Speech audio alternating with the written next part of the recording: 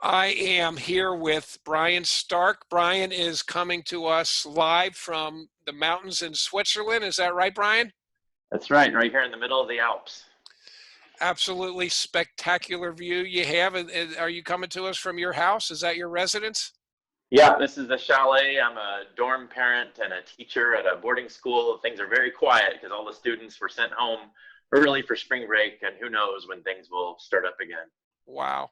Well, let me introduce who Brian is. For those of you who don't know him, Brian is one of 27 of us who have run or walked across America.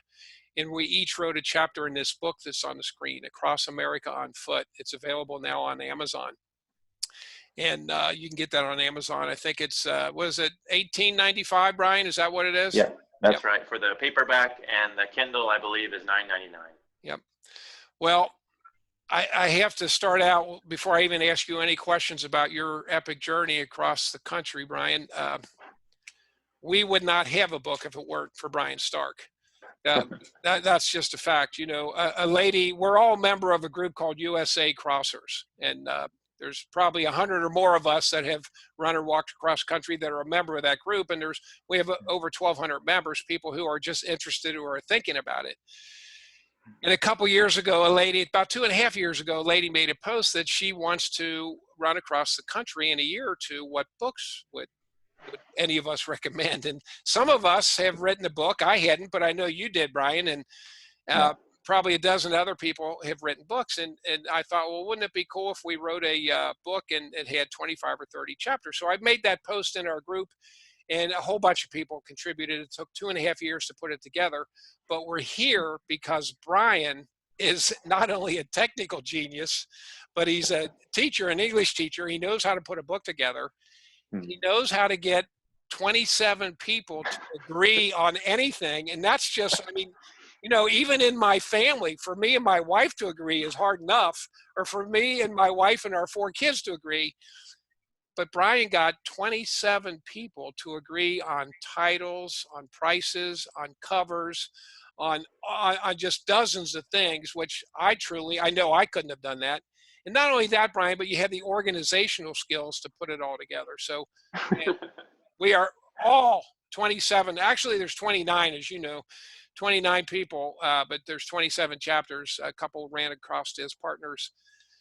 But we're all so grateful for the hundreds and hundreds of hours that you put into the book. So, well, you put that in a pretty rosy light, Jim, and I appreciate that. But in the way that it looks to me in the rearview mirror is, I would ask a question like, who's going to put these chapters together? And you and some others would say, well, we'll figure that out. And I said, well, what's the legal agreement going to look like for 29 people? Oh yeah, we'll figure that out. And it's true. As soon as I found the answer and shared it with the group, we had it figured out. So it worked that way. But I loved working with the group. I don't know if agreement is the right word. I think technically it would be consensus, which means people are willing to go forward with it. And I think that was really, for me, the beauty of this whole project was that all these people were willing to think beyond themselves and allow themselves to not necessarily be front and center when all of us are kind of rock stars in this genre, and to allow the process to go forward as a group, and people were willing to make many concessions, and that's the only way this thing was able to happen. So my big thanks to the whole group for just allowing all those decisions to be made so easily. well, I and the others have no idea how you did it, but you did it, and you did it gracefully. And not only did you do it gracefully, but everybody loves you. Not only because you did it, because like if I did that, I'd have a lot of enemies and people would have left the group. I'm sure of it. I'm sure of it. I just don't handle things like you do. So that being said, let's get into the book, Cross America on Foot on Amazon. Tell us first off, I guess, I like to start out by asking, why in the world did you decide to run across America? Yeah, sure. I was probably inspired by my older brother, Chris, and my father, Jim Stark. And when I was in middle school, one of my older brothers and my dad did this father-son trek that went down in infamy. It was a father-son trek where they ran across the width of Florida in 1989, I believe. Just, 4 days, 60 miles a day, but pretty good for a high school senior. my brother was at the time. And all growing up, I just looked at that with admiration and envy and thought maybe someday I'll do something like that. But rather than tackle a wider state or a region of states, I just did the whole country. So it started that way, thinking in the back of my mind in middle school, maybe someday I'll do something like that. And I knew all through middle school and high school, running track and cross country, and then college too, that I knew I was a pretty good distance runner. And I was curious later on how far I could go just by running. And I think all of us in this book got hit with that bug at one point or another. And I remember in high school, maybe college, reading James Shapiro's book, Meditations from the Breakdown Lane, and just remember being captivated by his idea of just what would the mental exercise be of living day to day, 12, 16-hour days, running all day long. Could you tolerate yourself? Could you learn to be good friends with yourself through an experience like that? And I was just really taken with that idea. So that's where it came from. Well, I know from reading your chapter, a lot of yours was on trails. Yeah. That's the cool thing about our book is that, there's all different starting points, finishing points, but you did a whole lot of trail running. And so tell us a little about how you chose where you started from, where you were going to finish in those trails that you ran. Sure. Yeah. My Transcon was in 1998. And having read Shapiro's book, like you said earlier, it was really one of the only sources of information about how to do this at all. And for a while it was out of print. And so there was a lack of information, but the only thing that I really took away, the main thing, practically speaking, from his book was that the interstates are dangerous. Like you can be having to hurdle the guardrail to get out of the way of semi trucks. And in one instance, I recall he got an inflamed puncture in his ankle from a burr that got down in his skin and got infected, and he had to stop for several days. And I just thought that doesn't sound like fun at all. So what would be one way I could cross the country and not have to dodge semi trucks careening at me? And I knew I was going to take about a year of my life out of this project anyway. So who cares how long it takes? And I heard about this scenic route across the country called the American Discovery Trail. I was just looking through our book the other day. I think 4 of us in the book used major portions of that route to get across the country. So it's prominently positioned in our stories. But at the point in 1998, no one had done the whole thing on foot by themselves. And I thought, well, that'd be kind of neat to see the country on trails, a network of trails across America, and become the first person to run that route. So that decided my starting point and ending point, which was Cape Henlopen State Park in Delaware, and finished at Point Reyes Seashore, California. And it's not a direct route. Many people can put together a AAA triptych for under 3,000 miles, but the American Discovery Trail is at least 4,800 miles. So that was quite a haul. So of those 4,800 miles, certainly some of those were on 2-lane roads. Absolutely, yeah. It's not a continuous coast-to-coast path. It's a connection of existing routes. And someday we hope to keep, I volunteer for that organization now that manages the trail. We hope to keep improving it and taking it off-road where possible. But right now, by my own estimation, it's about 2/3 of the route is on some kind of off-road surface, whether that's a bike trail, a rail trail, a canal tow path, an asphalt urban trail, but off vehicular roads. And so there were many miles of Kansas on dirt county roads and eastern Colorado, but much of the East Coast is truly trail. And it was a beautiful way to go. Not very direct, but beautiful.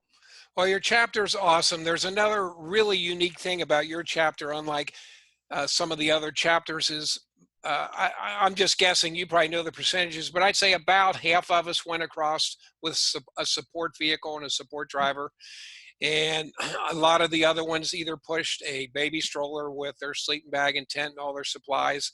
A couple did backpacks. And I want you to describe how you ran across, what you used as your carrying method. Sure. Well, my trip started with a whole year of me going into outdoor stores, telling the clerk what I wanted to do, asking what kind of gear I could buy that would let me do this thing. And they all shook their head. For a solid year, everybody told me it can't be done. You cannot carry what you need for 8 months of running 5,000 miles in a pack. And well, I'm not the only one in the book who did that. Alan Tardy ran with a rucksack. But I really didn't want to deal with shoulder straps. I knew from past runs that would maybe bother me. So I really wanted to do it with a hip pack. And that was where people got tripped up, because fanny packs don't normally carry sleeping bags. And that was something I had to figure out. And fortunately, I found Mountain Smith that made some very large hip packs. And I got one of those and a very small down bag and a piece of Tyvek house wrap that's now a popular camping item for being a ground cloth. And really just a raincoat and a camera and a water bottle and a credit card. And I shoved them in that pack and started running. The pack was most days around 8 pounds. And if I was doing it overnight between towns, it might be up to 10 or 11 pounds. But I could run once I cinched that down in the right order. I could run with that. And eventually it became part of my body. I just got used to it. Unbelievable. I mean, coming from a guy who ran across with an RV supporting me, I carried anything and everything I wanted in the RV, and I had access to it. I can't imagine doing it. A stroller's one thing, but a fanny pack? Wow. So you talked a little bit about you were a runner prior to this. So give us an idea how much running you had done and maybe what your longest run was before you started. Yeah, I remember in 3rd grade, Mrs. Wiley on the playground, she was the teacher on duty, and I remember asking her to punish me, to make me run laps around the far soccer fields, because I like to run. And she just looked at me with this look, okay, go do a lap. I give you permission to leave the contained area. And I would go do 3 laps on recess, and I loved it. I loved that feeling. And then track season came around in 7th grade, and I thought, I got this. I'm going to do the mile and the half mile.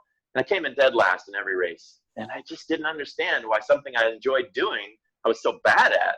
And my dad suggested that, well, maybe if you trained a little bit, you'd be a lot better. So in the winter, between my 7th and 8th grade year, in preparation for the 8th grade track season, I ran 3 miles a day throughout the winter, 180 miles, unheard of for a middle school kid.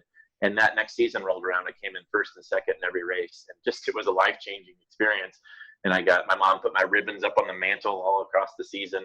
And then in high school, I just kept going with that. And by the time I had a logbook, and by the time I hit my graduation day in high school, I had logged my 10,000th mile as a high school student. So that was a lot of fun to have my friends with me on the track and my coach and photographer, and log that first major milestone as a high schooler. So I just continued with that. In college, I ran a few times. I'd go out for 28-mile runs in the cross country season, and I just really enjoyed those 4 to 5 hour runs on my own out in the countryside. How about injuries? Most of us had, not everybody, but most of us had some type of injuries. What kind of injuries, if any, did you have on your journey? This is something my wife can't quite figure out. I don't know how it works. Maybe I'm just biomechanically correct, but I didn't have a single injury, not a single blister on my whole run across the country. I changed my shoes every 300 miles, and I took care of my feet, but I didn't have to do major preventative maintenance. It just didn't fall apart on me. The only time that I struggled a little bit was in Nevada. The towns are 110 miles apart following Highway 50 in that section. I was off the American Discovery Trail for that state because I didn't have the support I needed, the vehicle support to get through those rugged areas. I went back later and ran them after the fact. But at the time, my mom came out with a rental car, and she would drive ahead 20 miles and wait for me, and I'd catch up and have some Pringles and Gatorade and keep going. But she had to go back to work after a week, and I was running out of time, and so I pushed the pace. I was doing 40, 42-mile days. And for me, that was a little bit of an increase from my 30 to 34-mile days. And my tendons weren't ready for that jump up. And so I felt them flaring up. But fortunately, I spent a couple of days just at a reduced mileage, and they bounced right back. So that was the only time I was close to getting injured. But I was really impressed with what my body was able to adjust to throughout the course of that. No plantar fasciitis at all? Not a single bit. And I expected it. I expected by Colorado I would be just toast. And when I started out in Delaware, I could only run for 15 minutes with this big fanny pack attached to me, and I'd walk for 5 minutes and I'd run again. I thought, how am I ever going to get to California? And then over time, Maryland, West Virginia, Ohio, Kentucky, Indiana, over time, I could feel that my endurance was building, and I could increase that running segment and decrease the walking. And by the time I hit Nevada, I could wake up, have a triple omelet, and then run for 20 miles and stop for Pringles and go for another 20 and call it a day. And I felt great. So our bodies are pretty amazing things that they can learn how to adapt to these significant distances. And I'm nowhere near some of the others like Pete Kostelnick and Frank and the others. Well, I'm glad you brought them up, and I'm going to ask you because of all of us who have written chapters, you probably know the majority of them better than any of the rest of us do. But rather than me mention, I don't want you to mention everybody, but just mention some of the highlights of the book, some reasons people who are into ultra running, whether they want to run or walk across America or not, why they might have an interest in the book. Just go ahead. Absolutely. You know, when you floated this idea of a combined compilation book, I thought, well, it's either going to be the rock stars in the industry or it's going to be the everyday people. And I never would have imagined that we would somehow have figured out how to do both. We have all of them in here. We have Sandra V, who holds the women's record. We have Pete Kostelnick, who broke the new speed record, set the new speed record just a couple years ago. And we have Frank G, who held the record for almost 40 years. So we have those people, for those of you who are interested in, you know, the races and the numbers and the records.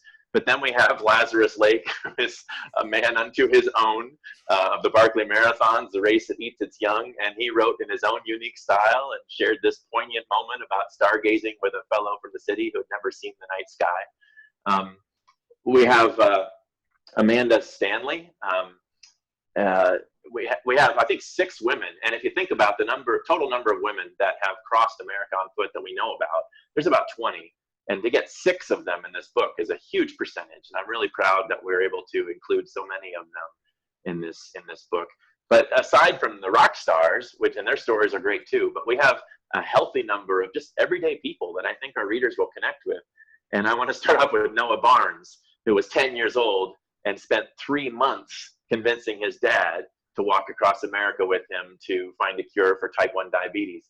And his dad said, come on, kid, you're 10 years old, go play with video games. And the kid was relentless. And the two of them eventually convinced mom that, yeah, we should probably try this. And they did it. And he set the record for the youngest person at 10 and finishing at 11 years old to crisscross America from Key West all the way to Washington State. This story has so much in it that's so applicable to people of many flavors that it's just something that I can't put down. And that's why I enjoyed spending so many hundreds of hours putting it together with you guys, because it shows so many different aspects of life, overcoming challenge and obstacle and dealing with things that come up. There's some tragedy in the book.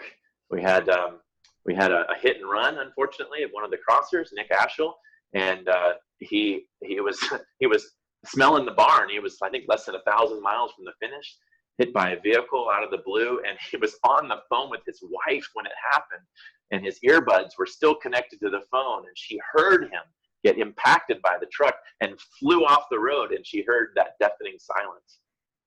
And she was still talking to him, and because she was connected to him, she could help figure out where he was. And had she not been on the phone, search and rescue may have never found him, because he was deep in the weeds in the ditch, and they found him within minutes. And years later, and numerous surgeries, he's back on his feet, and he's actually going back out this summer to return to that spot where he was hit. And I know, Jim, you're going to be there with him to support him with a vehicle and see him get to that finish line.